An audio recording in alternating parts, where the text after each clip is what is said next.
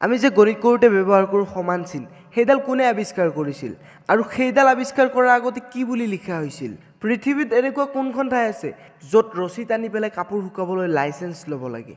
আকৌ আপোনালোকৰ ওচৰত আজি উপস্থিত হৈছোঁ এনেকুৱা ধৰণৰ কিছুমান নতুন তথ্য লৈ ইটালী দেশত দুখন চহৰ আছিল মেৰডেনা আৰু বলংগনা আৰু এই চহৰ দুখনৰ মাজত এটা ডাঙৰ কাজিয়া হৈছিল সাধাৰণ এটা বাল্টিৰ কাৰণে 1325 চনত মেৰডেনা চহৰৰ এজন ল'ৰাই বলংগনা চহৰৰ পৰা এটা বাল্টি লৈ আহিছিল আৰু তাৰ পিছত এই দুখন চহৰৰ মাজত এখন যুদ্ধৰ আৰম্ভণি হৈছিল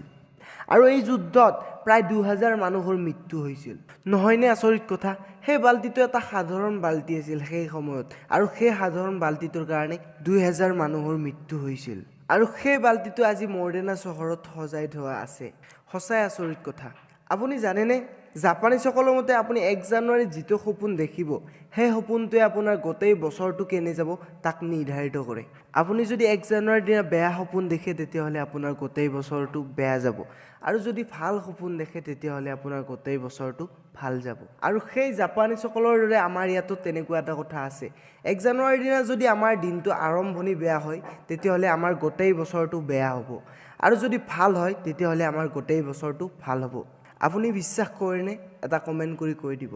আপুনি কেতিয়াবা সোণৰ মিঠাই খাই পাইছে নেকি যদি পোৱা নাই দেখিছে নেকি সুৰতৰ 24 কেৰেট মিঠাই মেজিক নামৰ দোকান এখনত সিলভাৰ পেপাৰৰ সলনি গোল্ড পেপাৰ ব্যৱহাৰ কৰি মিঠাই প্ৰস্তুত কৰা হয় আৰু সকলোতকৈ আচৰিত কথাটো হ'ল সেই মিঠাই 1 কিলোৰ দাম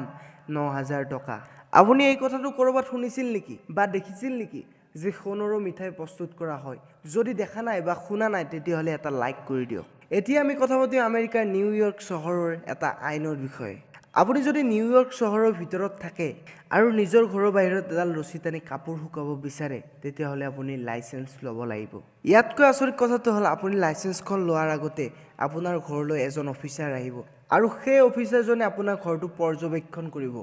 আপোনাৰ ঘৰত ৰছী টানিবৰ কাৰণে ঠাই আছে নে নাই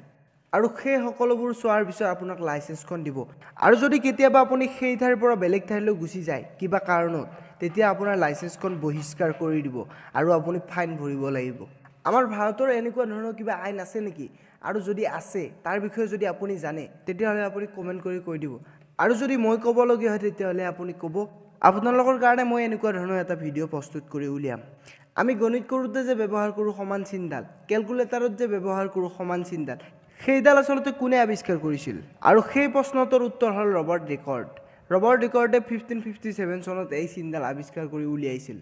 আৰু এই চিনডাল আৱিষ্কাৰ কৰাৰ আগতে এই চিনডালক = বুলি লিখা হৈছিল আৰু ৰবাৰ্ট ৰিকৰ্ডৰ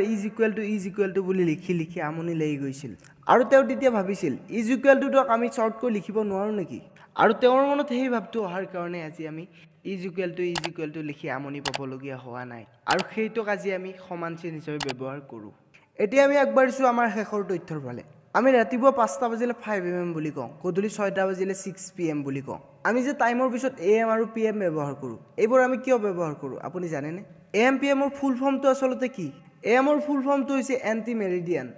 আৰু pm ৰ ফুল ফৰ্মটো হৈছে পোষ্ট মেৰিডিয়ান আৰু দিনৰ 12 বজাৰ আগৰ সময়খিনিক am বুলি কোৱা হয় আৰু পিছৰ সময়খিনিক pm বুলি কোৱা হয় আৰু এতিয়াৰ পৰা আপুনি চেষ্টা কৰক 12 বজাৰ আগৰ সময়খিনিক am ৰ সলনি এন্টি মেৰিডিয়ান বুলি ক'ব আৰু 12 বজাৰ পিছৰ সময়খিনিক pm ৰ সলনি পোষ্ট মেৰিডিয়ান বুলি ক'ব আৰু আজিৰ ভিডিঅ'টো ইমানতে সামৰি মাৰিছো ভিডিঅ'টো ভাল লাগিলে মনোবল বঢ়াবলৈ এটা লাইক কৰি দিব শ্বেয়াৰ কৰিব কমেন্ট কৰি দিব লগতে চেনেলটো সাবস্ক্ৰাইব কৰি ঘণ্টা বটনটো অল কৰি দিব ধন্যবাদ